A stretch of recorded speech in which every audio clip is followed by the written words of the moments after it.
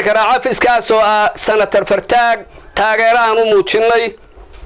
asagoo socdo markii uu noo yimid oo uu leeyahay nin weyn hadduu habaabo ciidanada xagay ahayd kama xishoodo xamar baan u dirnay rag maqaawiir ah gobolada Jubbooyinka ka soo joodaan niri la tasho markuu meesha tagay kooxdi gaangiska ayuu argagixisada ahayd Xasan Sheekh Maxamuud iyo Axmed Madow isbahaysigiisii waa loo hanjabay Fartaag waa nin hanjabaada u nugulo fulaya hungurugana u nugulo wax yar hadii la siiyo qaato inta uma dhaafayo waxa loo sheegay haybka uu yahay hadduu isku dayo inuu difaaco in kooxda canaasiirta oo Kismaayo ee Raas Kaambooni ay xilka ka qaadayso intay u fariisato waxa la geeyay qolada burburin qaran gudoomiye ku-xigeenkeeda xagga dastuurka waxa lagu sheego waxaan leeyahay dadkii ka dhursugayay oo ka samra dadkii soo dhaweeyay aan ka midka ahaayowna waa istighfaartay ka istighfaarta si gaar ah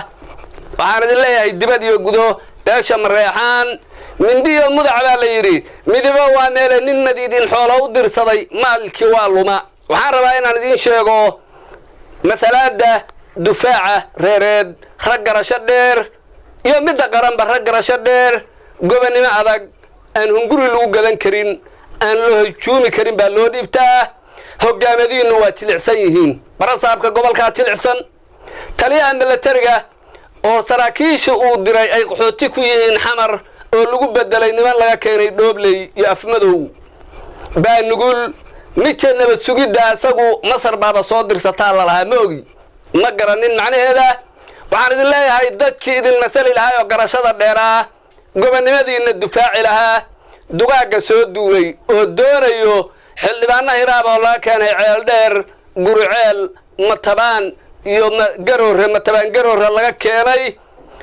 nimanka raba inay isbahaysiga Axmed Cumar Jees Ali Mahdi Caydiid ay uga dhigaan Kismaayo idinku qabsadaan dad masaaridu ay soo hubaysay gada ay soo galiyaan Ethiopia xabadeeyaan raggi ogaan lahaa oo idinka celin lahaa sharafkiina difaaci lahaa inaynan ahayn ogaanteeda lahaada waxa idin furan wixii su'aalaha baadina saxaafadda